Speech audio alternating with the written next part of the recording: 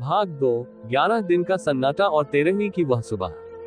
अगली सुबह सूरज की पहली किरण के साथ ही सुरभि की तबीयत अचानक बहुत खराब हो गई। उसे तेज दर्द और उल्टी की शिकायत होने लगी। आनन फान में नीरज और कबीर उसे लेकर नजदीकी अस्पताल की तरफ भागे। डॉक्टरों के चक्कर, मेडिकल टेस्ट, सोनोग्राफी और दवाइयों की आपाधापी में पूरा परिवार इस कदर उलझा कि रात को गांव से आए फोन की बात किसी के जहन में भी न रही।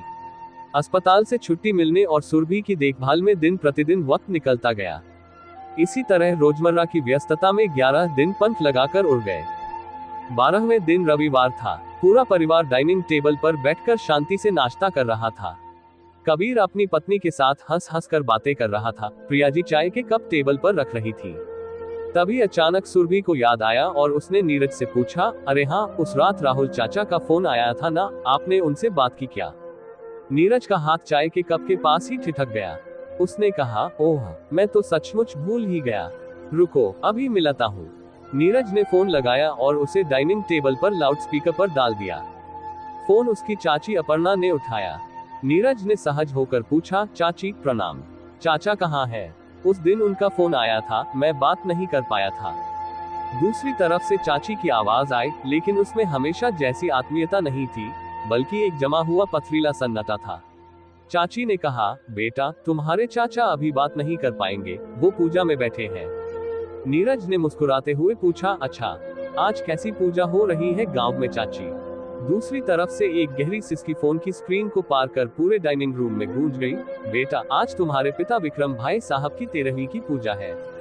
उस रात राहुल ने तुम्हें इसलिए फोन किया था क्योंकि भाई साहब को बहुत भयानक हार्ट अटैक आया था।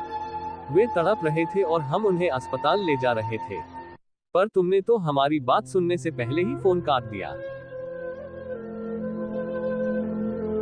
भाग 3। राख के ढेर पर खड़ा पश्चाताप। ये सुनते ही पूरे कमरे की हवा जैसे बर्फ हो गई। कबीर के हाथ से चम्मच छूटकर फर्श पर गिर गया। नीरज जड़ हो गया।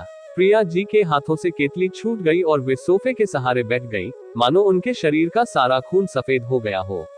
भले ही उन्होंने परिस्थितियों के थपेड़ों में आकर विक्रम से नाता तोड़ लिया था, पर समाज की नजर में और अपने मन के किसी सुदूर कोने में वह आज भी खुद को उनकी पत्नी ही मानती थी।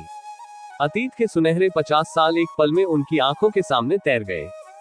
तभी फोन पर राहुल चाचा आ गए। उनकी आवाज में अपने भाई को खोने का अपार दुख और उतना ही तीखा गुस्सा था। आज क्यों फोन किया नीरज?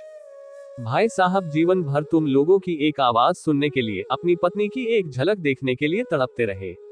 मुझसे जितना हो सका मैंने उनके जीते जी उनका ख्याल रखा, उनकी दवा पानी की चिंता की और आज अपने हाथों से उन्हें मुखाग्नि देकर इस दुनिया से विदा भी कर दिया।